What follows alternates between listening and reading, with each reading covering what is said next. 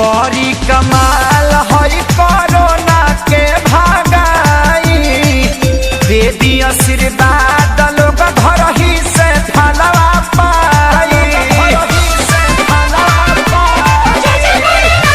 बड़ी कमाल है कोरोना के भागाई, दे दी आशीर्वाद लोग घर ही से फलवा पाई। कावो सजाई देव घर चली भांग धतुरा बेल पत्थर चढ़ैती, जीवी गंगा में नहैती डभाडभ जी डभाडभ जी डभाडभ जी। लागे आई ना मंदिर में केहू हपजी, भोले बाबा बैठी खेलत रही पबजी। लागे आई ना मंदिर में केहू हपजी, भोले बाबा बैठी खेलत रही पबजी।